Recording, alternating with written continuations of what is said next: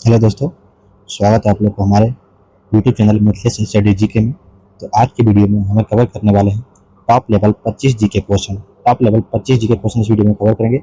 आप लोग हमारे चैनल पर पहली बार आए हैं तो चैनल को सब्सक्राइब कीजिएगा और अपने दोस्त को शेयर कीजिएगा और वीडियो को लाइक कर दीजिएगा। तो आइए दोस्तों शुरू करता है। पहला क्वेश्चन है मेरा कि भारत के क्या दोस्तों भारत के नियंत्रक एवं महालेखा परीक्षक यानी कि सीएजी की नियुक्ति कौन करता है। तो सीएजी का नियुक्ति राष्ट्रपति करता है दोस्तों। तो इसका राइट आंसर होगा ऑप्शन नंबर बी के साथ राष्ट्रपति हो जाएगा। अगला प्रश्न है कि मुद्रा राक्षस है दोस्तों कि मुद्रा राक्षस के रचयिता कौन है। तो मुद्रा राक्षस के रचयिता हो जाएगा विशाख दत्त हो जाएगा दोस्तों। तो इसका राइट आंसर होगा ऑप्शन नंबर बी के साथ विशाख दत्त हो जाएगा। अगला प्रश्न कि भारत का पहला बायोस्फीयर क्या दोस्तों कि भारत का पहला बायोस्फीयर रिजर्व कौन सा है। भारत का पहला बायोस्फीयर जो था दोस्तों ये कौन था। तो नंदा देवी था। तो इसका राइट आंसर होगा ऑप्शन नंबर सी के साथ नंदा देवी।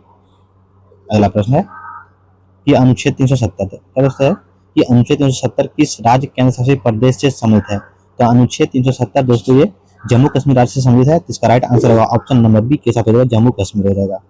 अगला प्रश्न है कि भारत का पहला क्या दोस्तों कि भारत का सबसे बड़ा नदी द्वीप कौन सा है। तो भारत का सबसे बड़ा नदी द्वीप हो जाएगा दोस्तों कौन होगा माजुली द्वीप हो जाएगा। तो इसका राइट आंसर होगा ऑप्शन नंबर बी के साथ माजुली द्वीप हो जाएगा।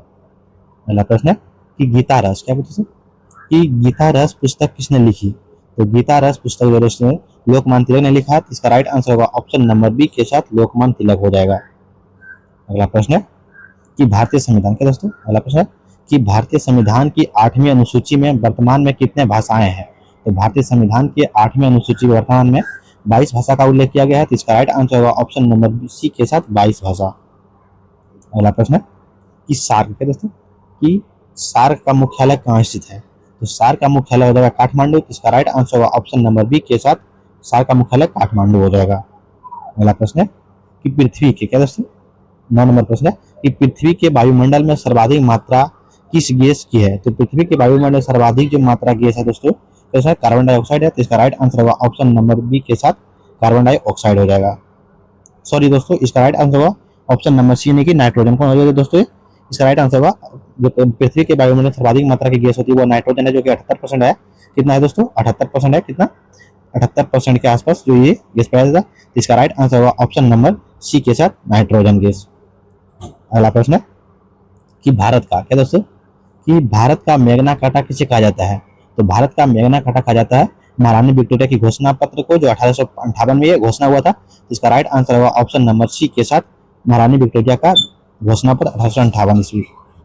अगला प्रश्न है कि संविधान सभा क्या दोस्तों अगला प्रश्न है कि भारतीय संविधान सभा के अस्थायी अध्यक्ष कौन थे। तो भारतीय संविधान सभा के अस्थायी अध्यक्ष चुना गया था कौन था तो डॉक्टर सच्चिदानंद सिन्हा था। तो इसका राइट आंसर होगा ऑप्शन नंबर बी के साथ डॉक्टर सच्चिदानंद सिन्हा हो जाएगा दोस्तों। अगला प्रश्न है कि भारत में क्या दोस्तों कि भारत में सबसे अधिक कॉफी का उत्पादन किस राज्य में होता है।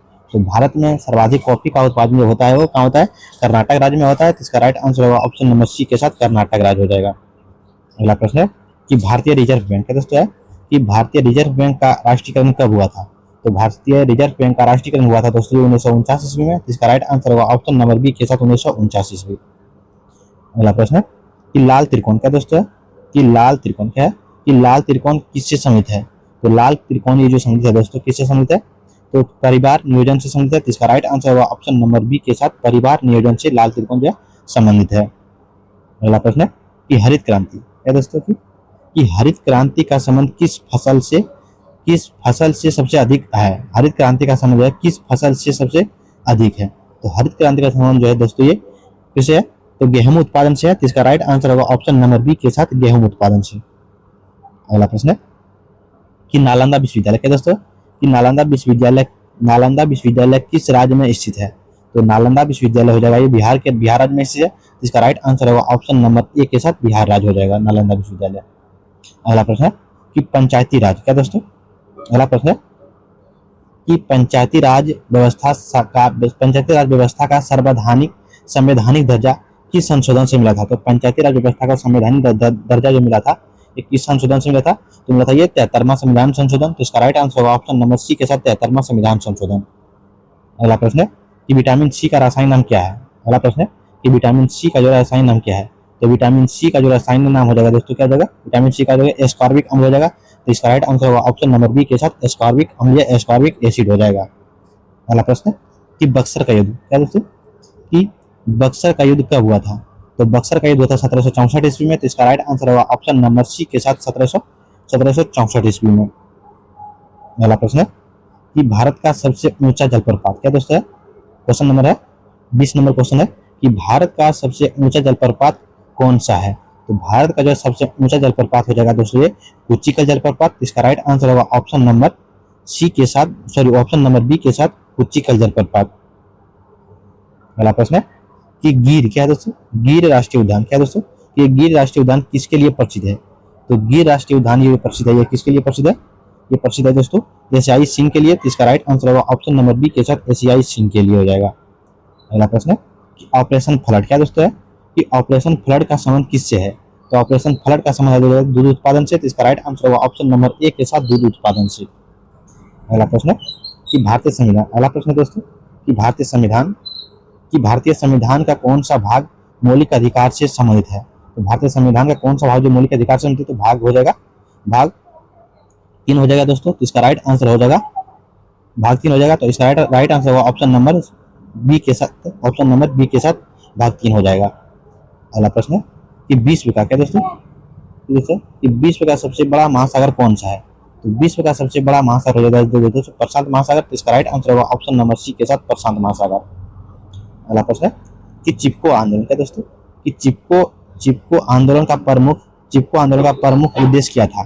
तो आपका ऑप्शन है जल संसाधन से, ऑप्शन बी है वन रक्षण से, या ऑप्शन सी है महिला शिक्षा से, या ऑप्शन डी है भूमि सुधार से।